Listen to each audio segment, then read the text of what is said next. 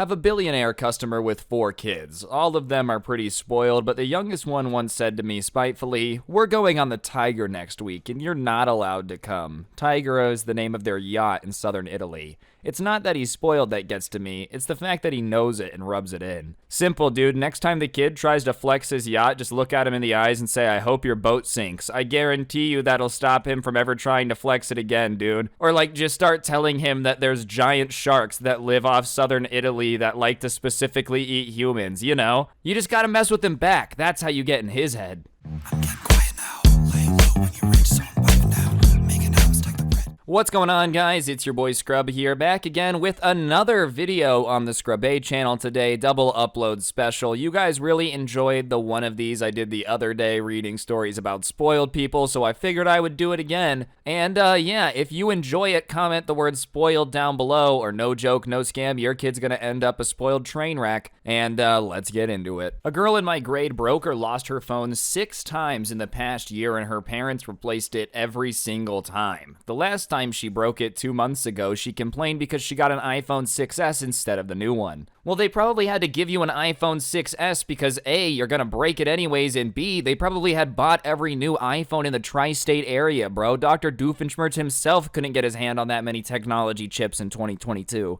I was a camp counselor for a while and had a granddaughter of the man who owns Torky Coffee 1 week. I don't know how materially spoiled she was, but I was baffled that the kid could not understand that having a rich grandpa doesn't entitle her to get to use the only working tetherball alone, because she demanded it. I had to have a 10-minute conversation with her during playground time about how at camp everyone's equals, and thankfully she was fine the rest of the week. Alright, no hate to the kid because they got over it, but imagine being the other kids in this situation. You're like, "I want to turn it tetherball. Listen here, Jeremy, your grandpa's a poor, destitute loser. When he's got some bands in his bank account, then you can touch the tetherball, all right, pal?" Going to high school with the son of the owner of a large TV company. He thought he should be able to sit alone in the classroom surrounded by unfilled desks. I had the privilege of sitting in front of him and was constantly harassed with attacks from his ruler and pens if he thought I was even remotely leaning back. Dude, I just don't understand why people think money entitles them to smack people with rulers. You know, sure, money technically gets you a cool house, maybe a cool car, but I don't think anyone's bank account just justifies you to be running around with lightsabers acting like you're Luke Skywalker slapping stormtroopers, okay? Calm down. It was a kid at my high school. When he was 14, he had a learner's permit, but his parents got him a Mercedes-Benz G-Class. Every day, he drove it to school and was determined to park it in the parking lot but show it off. However, he only had a learner's permit.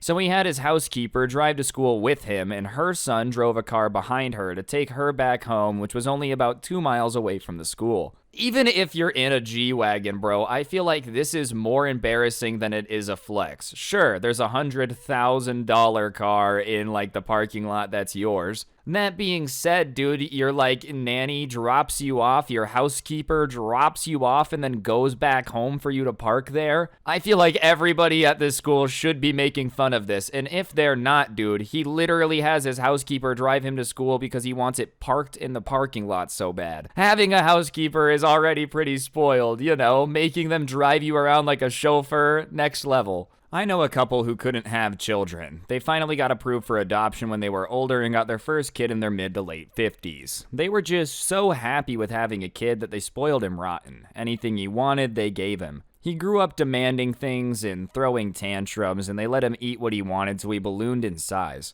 Eventually, he dropped out of school because he didn't want to go, and his parents were fine with this until the state told him they weren't allowed to, so they got his butt back into school where he failed miserably because he didn't care. He was eating away at all of their savings, and he would randomly pick up new hobbies and needed top-of-the-line things for each one, which he would give up after a few months. And his parents received an inheritance, and he ended up blowing through that entire amount within a couple of months, spending it on stupid stuff. Eventually, his mom passed, and his elderly dad is having to work 2 full-time jobs, while his son in his 20s does nothing all day except drive around in his car, live streaming himself talking while driving. And he's already had 2 accidents from filming himself while driving. His extended family tried to have a family meeting with the dad, telling him he's got to put his foot down because his son's going to kill someone. And when the dad finally had a attack with the son attacked him and knocked him down the stairs. He didn't want to press charges after he got well again, and he went back to working his 2 jobs and became an alcoholic during non-work hours, letting his son run all over him because he's terrified of saying no. And the worst part is, the dad spent his entire retirement fund on the kids, so he's gonna have to work until he dies because he has a parasitic son who refuses to do anything except spend, spend, spend. Normally, these are a little bit funny, dude. This one just made me sad. Imagine draining your, 70-year-old dad's retirement account because you refuse to get a job while you're live streaming yourself crashing cars multiple times. Live streaming one accident is already embarrassing enough. If you don't learn your lesson after one and go back for round two, you might just be too dumb to have a license. You might want to take that back away. And you'll save a crap ton on car insurance, too. I knew a rich kid whose parents bought a car for him and he treated it like garbage, purposely driving it really hard and generally abusing it, confident in the notion that his parents would buy him the one he wanted after he destroyed the one they got him. Well, they didn't buy him another one, ever. He rode the city bus and bummed rides off of his friends after that, and he was the most entitled person I'd ever met. If he was over at your house, he would just help himself to whatever was in the fridge like it was some sort of paid buffet.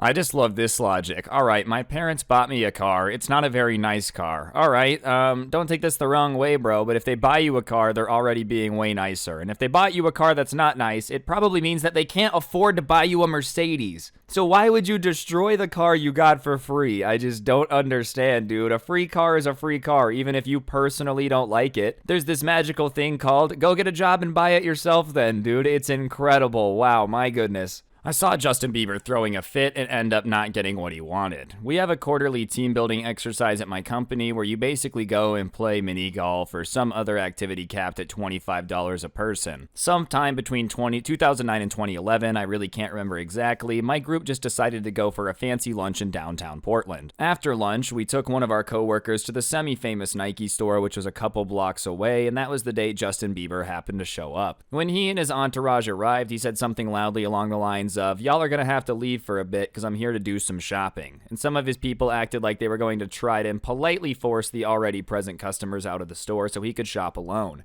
But the Nike employees even more politely told him it's not possible, and at one point he lost it. I mean, threw a total temper tantrum because they wouldn't shut down the store for him. The tantrum didn't work, but he and his folks left in a huff. That's really my only celebrity in the wild encounter, and it's freaking lame. Okay, so Justin Bieber really doesn't go wild like this anymore, but does anyone else remember that period where he was just like a menace for a couple months? Just like speeding in his Ferrari down the neighborhood, you know, apparently getting really mad at Nike stores. He chilled out after that, but like honestly, dude, the idea of angry Justin Bieber before he was growing up, like, dude, get out of the Nike store, dude, I made baby, do you have any idea who I am, bro? Kinda brings a smile to my face. Saw a college guy with a ridiculously expensive car rear-end a woman who drove a beater. Her car was totaled and his wasn't looking that hot either. Then he got out and started screaming at this woman. She was in tears and he kept telling her that she was gonna pay for this. And when the cops came, I saw each of them give their statement, and after that, me and 10 people came forward and gave our witness statements. It sounded like each and every one of us put complete fault on him, which was the truth. And when the cops went back to him, I saw his face just sink. He probably told them it was her fault and just found out that 2 handfuls of people just confirmed that he's full of it.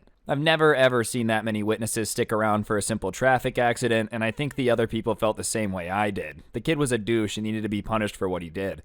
There's like being a jerk, you know, and acting all entitled because your dad's rich, and then there's trying to blame an accident in which you're at fault on somebody else who's clearly in a worse situation, bro. The rules are if you rear-end somebody, it's your fault. Even if they slammed on the brakes, it just kinda is what it is. The fact that you're hopping out the car screaming at her, making her cry because you rear-ended her just doesn't make a whole lot of sense to me. One of my college roommates was very rich growing up, and I didn't realize just how rich until I had to explain to her what a coupon was in very extensive detail. On multiple occasions, she bragged that she wasn't even interested in her major or college in general, but she was at uni because her parents were requiring her to get a degree, any degree, in order to get her trust fund. I don't remember ever seeing her go to class, and she eventually got expelled sophomore year over academic dishonesty. I guess this was the last straw for her parents because they cut her off soon after that. It actually did end up being a wake-up call, and she somehow managed to get a public health degree at a different school in spite of the academic dishonesty listed on her transcript. She's doing pretty well for herself these days, and we've kept in touch, and last we talked she was considering grad school. Kudos to them for getting their crap together, but that being said, dude, imagine somebody not understanding a coupon. So this slip, this magical paper, I hand it to the cash registrar, and it gives me discount?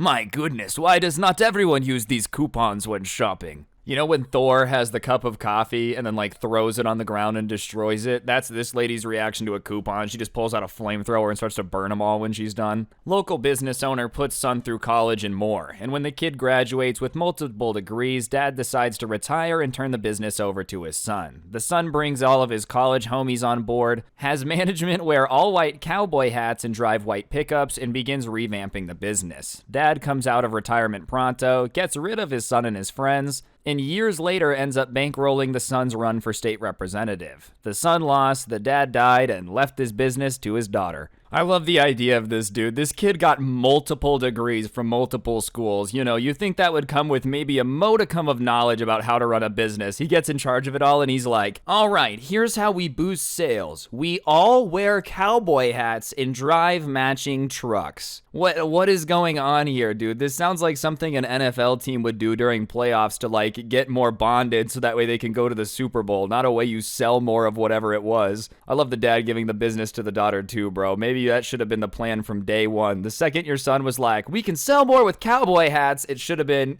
done. Imagine being the guy that like actually got suckered into buying from him. Well, I wouldn't have spent all this money, but your hat matches your truck, so I'll get the checkbook. Here's a switch. Highly successful local doctor and politician expected his son to attend medical school and become a doctor. The son opted out and got a job with a new company called Costco pumping gas. He'd been with the company ever since, just as regular pay raises and bonus checks give him a good life, and he just didn't want the high stress that him and his dad had. Honestly, good for this dude, bro. Oh, that looks super stressful. No thanks, I'm just gonna go have a good life and enjoy it. Nothing wrong with that, dude. This should be a goal of more people, to just enjoy life and not be stressing the entire time.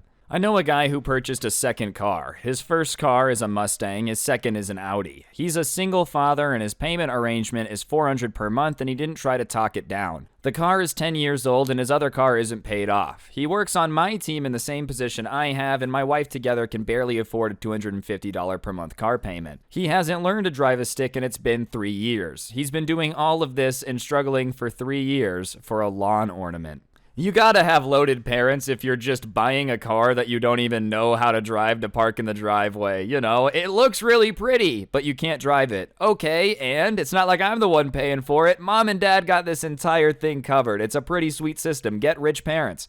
I work as a freelance musician and often stand in for wedding bands, and I've worked a lot of weddings where clearly the families have crazy money. One thing I always see at the fancier events without fail is a ton of amazing, fully prepared food and expensive drinks being tipped or thrown away at the end of the night. When I asked about it once, I was told by one of the staff that a lot of catering companies are trained to prepare to have enough of every menu option so that if everyone orders the same thing, they have enough. What happens in reality is they tip away enough food to feed the wedding party or, you know, everyone else involved 2 times over and throw it away. Particularly annoying when the band are served cold chips as their evening meal because we couldn't stretch the budget. Sorry. On a more positive note, one of the funniest things I've ever seen was a drummer successfully sneak out of a catering tent having liberated a whole wheel of cheese that night. Imagine being so loaded that you're like, nah, just make enough food so that if everyone orders the same thing, we still got enough. I know we're gonna waste a lot of it, but whatever, I'll just pay for it. It seems like a waste, dude. I don't care what anyone says. Spending like 80 grand on one night is just dumb. I don't get it. I don't understand. Anyways, guys, I think that's gonna do it for the video. Hopefully you enjoyed. If you like these type of videos, go ahead and comment down below. It helps the video do better, and I would very much appreciate it. And of course, like, comment, subscribe, please.